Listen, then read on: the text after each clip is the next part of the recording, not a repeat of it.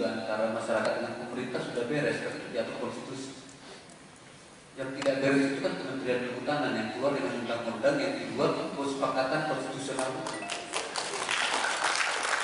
Menurut saya antara pemerintah dengan instansi di bawah pemerintah, menurut saya seolah-olah ini maksudnya itu kan ada banyak undang-undang di Indonesia. Realitas kita sekarang, tiap departemen seperti negara sendiri, seperti pemerintah sendiri. Menurut saya cara berpikir ini pun butuh paradigma baru. Bahwa kita belum satu pemerintah. Kita masih pemerintah yang di Dekrut, pemerintah yang di BPN, pemerintah yang di KLH. Ini masalah kita. Dan ini kepemimpinan. Nanti tadi ada muncul lagi, ada lagi pemerintah yang di Kementerian Keuangan bagi yang dijawab. Jadi ini persoalan kita. Jadi kalau kita bicara pemerintah, mesti kesepakatan dasarnya konstitusi. Dan saya hanya mengingatkan, masyarakat adat posisi di konstitusi sangat tinggi. Bahkan hak-haknya dianggap sebagai hak. Itu konstitusi kita termasuk konstitusi termaju dibanding negara-negara lain. Kita saja yang kemudian merendahkan diri kita sendiri. Yang kedua, yang saya ingin tekankan tadi bicara bagaimana menyelamatkan hutan, bagaimana memproteksi hutan. Kan juga tidak masuk akal.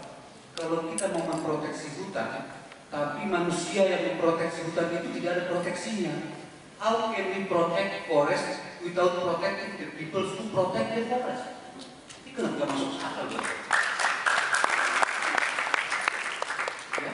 Jadi kalau masyarakat adat sudah terbukti memproteksi, menyelamatkan hutan, ya selamatkan dulu, proteksi dulu mereka supaya mereka terjamin dalam memproteksi hutan ini. Ini paradigma ini, kalau soal paradigma nanti macam-macam keluar. Ya, tapi menurut saya ini ada kesalahan sesat pikir menurut saya.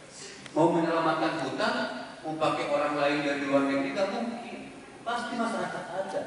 Persoalannya masyarakat adat saja nggak pasti haknya untuk menjaga hutan. Gitu ya. Itu poin saya. Dan kemudian yang kedua itu seolah-olah free prior and informed consent itu seolah-olah impor dari asing. Tidak. Free prior and informed consent itu hadir dan dikenal, dipraktekkan dalam adat kita masing-masing. Di mana bumi dipijak, di situ langit dijunjung.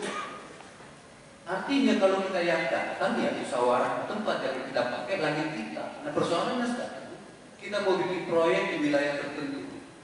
Sudah jelas buminya bumi Katingan. Kita mau bawa langit dari Australia. Gak nyambung itu. Jadi sangat sederhana. Free prior and informed consent itu ada di adat kita. Kalau mau berunding secara adat di Baduy, pakailah kita orang Baduy, jangan bawa tukar dari Batak sana dari kampung sana. Sangat basic, ya.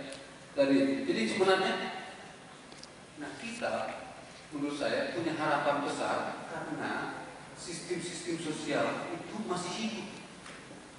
Kecuali sudah habis semuanya ya kita bicara mungkin cara orang lain saja, dengan cara kita itu sudah tidak punya. Nah kita masih punya caranya. Ya. Nah yang hal lain juga yang menurut saya penting saya sampaikan. Kan kami menyiapkan masyarakat adat juga bukan hanya menjadi penerima benefit sharing, tapi bisa jadi penerima rezeki karena mereka sendiri adalah pelaku RTDD itu, ya. Atau kalau saling menguntungkan dan bersepakat bisa jadi masyarakat adat bersama Pak Darsono ini kalau mereka bersepakat. Tapi kalau nggak bersepakat ya jangan dipaksa-paksa. Hanya karena ini komitmen presiden di Jakarta. Dan justru itu yang saya bilang ini komitmen presiden harus sampai di kampung. Dan komitmen presiden itu harus berintegrasi baik di bisnis, di masyarakat adat, di Departemen Kehutanan, di BPN, di KLH, di keuangan. Kalau satu-satu ya negara dengan banyak pemerintah tidak akan pernah efektif. Itu sudah pasti. Apalagi nanti berhadapan dengan pemerintah daerah yang lain lagi maunya.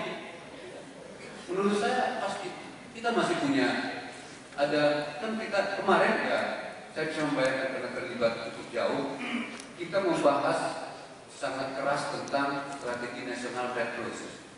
Sudah bagus, tidak ditanda tangan. Ya, menurut saya kenapa lagi? dan tidak ada pengumuman ke publik, kenapa enggak? Gitu ya. Masukan baru lagi diminta. Menurut saya ini padahal prosesnya sudah jauh sekali. Ya.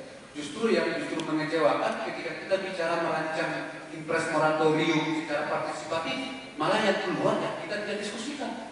Nah ini justru aneh-aneh yang terjadi. Ya. Nah menurut saya ke depan kita harus juga punya komitmen, punya konsisten dengan proses yang kita sepakati. Sebab kalau kita nggak konsisten dengan kita, ini dengan ini, kita kemudian akan merasa